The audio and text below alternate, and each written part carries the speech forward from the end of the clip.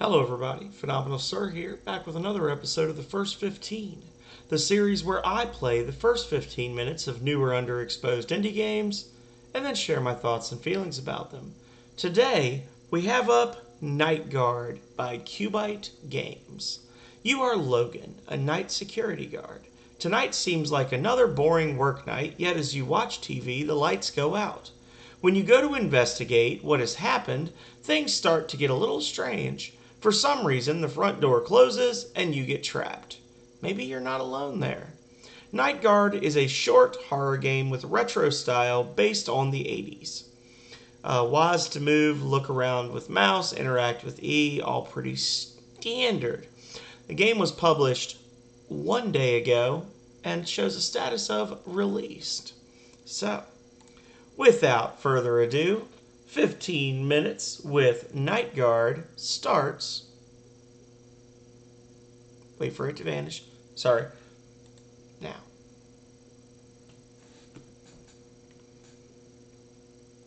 Another boring night, another horror movie.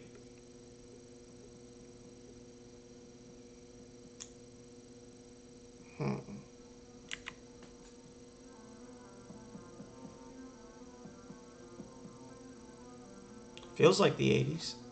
Oh. Wait, no. My movie! What happened?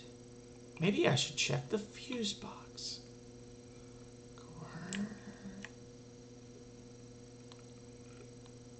Just the fuse box. And this is not the fuse box. Is this the fuse box? This is not the fuse box. Oh, this flashlight is bad.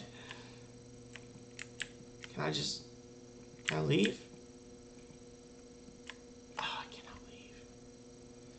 Okay, so hang on. Oh, there doesn't appear to be a pause screen. This flashlight is terrible. Like,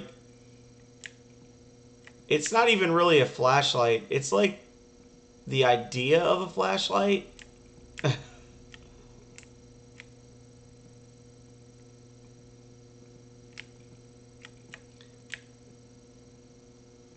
Flashlights are hard to get right in video games. I will say flashlights never seem quite right, but this one, I feel like I'm holding a lighter up in front of my face. Like, flashlights shoot a beam of light forward. They don't just like emit light in a circle around the wielder, so to speak. One of the most useful tools in the world. Just a fuse. I should probably take it. I won't. So, you know, it's not...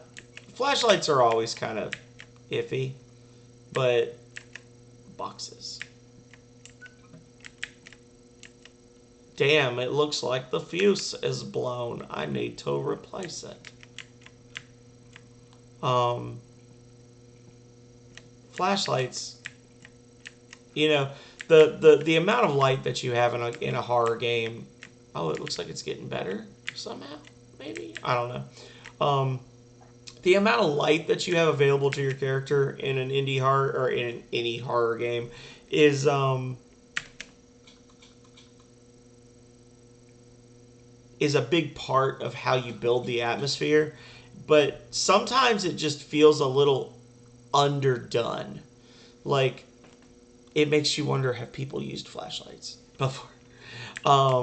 Because, you know, really a real flashlight would cast a beam of light and you would be able to see what is on... I'm pointing like you can see it. You would have a circle on the wall all the way at the end of this hallway that was totally illuminated. And then you would have the area around it illuminated, and then really it would be the stuff close to you would be harder to see because the light is spreading out from your body when you're holding it. It wouldn't be like... everything for 3 feet in front of me is visible, and then there's a field of darkness. Wait, what is that sound? Is it the front door? You know, and that's nothing against you, developer. That's just a general statement for anybody who's making a game and wants to use a flashlight. Is that, you know, I would encourage you to go out at night or just go in your house at night and turn off all the lights in the house and then turn on a flashlight and see how it behaves, because that's not how it behaves in a lot of indie games. And it's one of those things that I know that there's a level of difficulty in how to program a flashlight to work, and I know a lot of people probably use pre-made like flashlight programs or whatever, but I would say just, use a flashlight at night and try to either make or find one that mimics that, because it's going to be a lot better if you're playing and you can see that little disc of light all the way across the room, and you hear stuff moving like right here, but you can't see because the flashlight isn't pointed that way. For me, that just feels like a more, what the hell? The door's closed. That feels like it would be more frightening. I should call the director. I have not the keys. Makes you a pretty shitty guard, if I'm being honest. What the hell is that? First, I need to see what that noise is.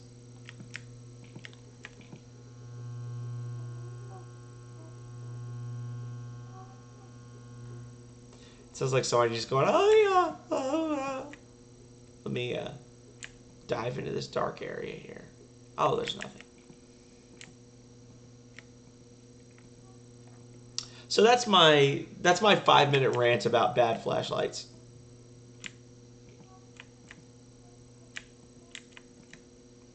Unholsters his gun, checks to make sure there's a bullet in the chamber.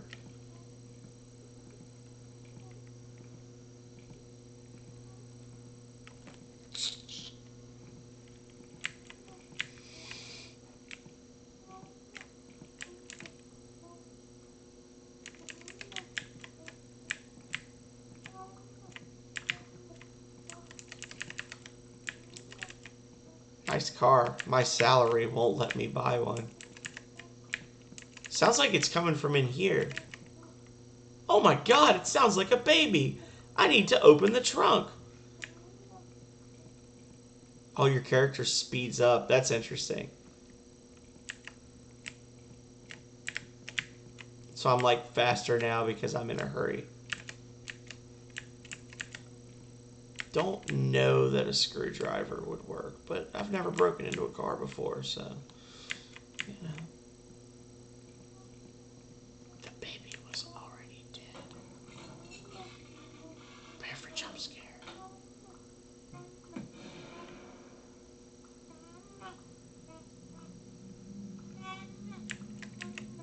It's a toy? What's going on? I should check the fuses. Well, I hope you've got that screwdriver ready in stabbing mode.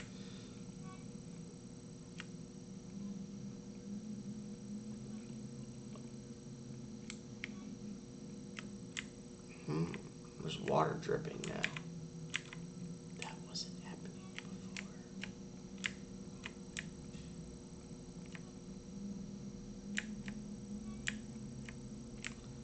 I feel like I hear extra footsteps behind me.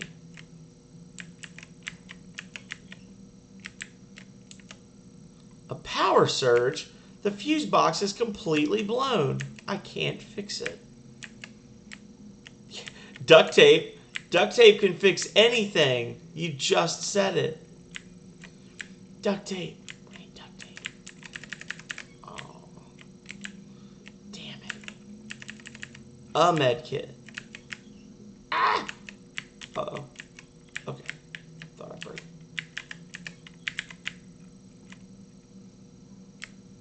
So the sound is good.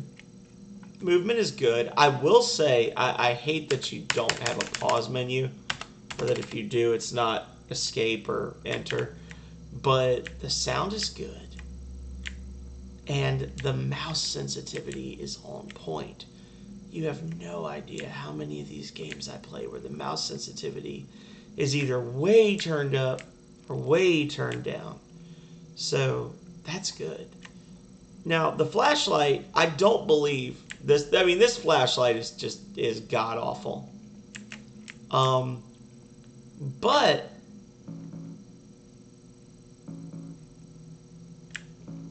the the atmosphere that you're building is pretty good. I mean, now I don't think it would be impacted by having a better flashlight one way or another. You've done a good job. It's more just annoying to try to. Well, time to go. It's more annoying than anything to just be like squinting to see, and the kind of like quasi pixelated nature of the picture doesn't help, because you've got something that already makes things look a little fuzzy on top of like basically no light at all. But that's okay. I'm enjoying it. It's good.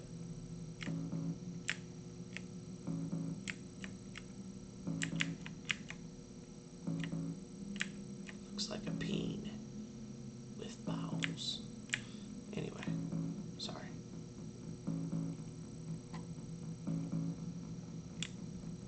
Sounds like Stacy's mom is about to start playing. Stacy's mom's got it going on. Oh, dear God. What the fuck is this?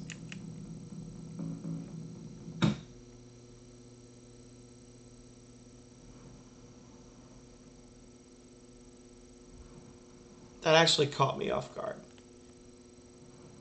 Drag, drag, drag.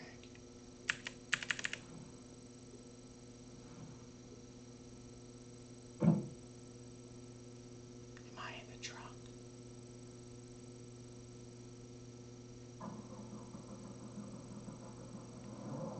I'm in the trunk.